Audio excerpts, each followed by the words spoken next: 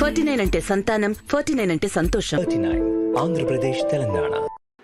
బ్రతికున్నంతకాలం, జీవించినంతకాలం దేశాన్ని రక్షించాలనే ఆలోచనతో ఉన్న మీ అందరికీ శిరస్సు వంచి నమస్కరిస్తూ 75వ గణతంత్ర దినోత్సవ శుభాకాంక్షలు. నీకు తెలియాల్సిన 2 విషయాలు ఉన్నాయి.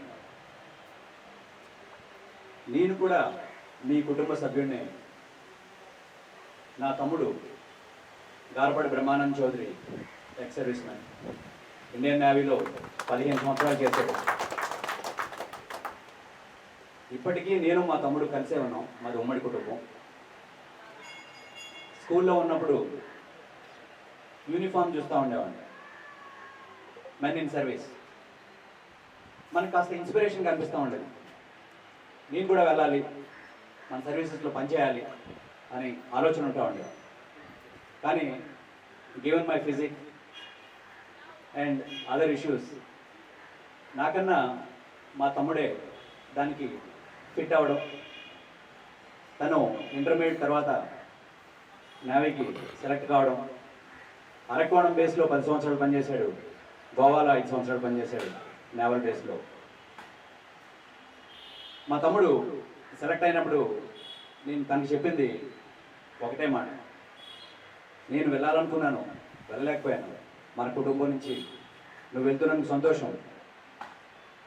మనం ఆర్థికంగా స్థిరపడడానికి సంపాదించే బాధ్యత నాది, దేశానికి సేవ చేసే బాధ్యత నీది అని ఆ రోజు ఇచ్చిన మాట ప్రకారమే ఈ రోజుకి నేను తమ్ముడు కలిసే ప్రయాణం చేస్తున్నాను.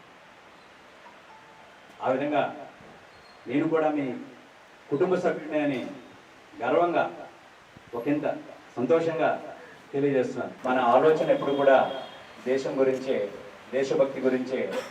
నెక్స్ట్ తరం వాళ్ళని మనం ఇన్స్పైర్ చేస్తూ అలాగే మీరు ముందుకు వెళ్ళాలని ఆశిస్తూ మీ కుటుంబ సభ్యుడిగా తపనా ఫౌండేషన్ నుంచి ఈ సంక్షేమ సంఘానికి ఒక 5 లక్షలు ఇవ్వాలనే ఆలోచన మీ అందరి ముందు ఉంచుతున్నాను ఈరోజు.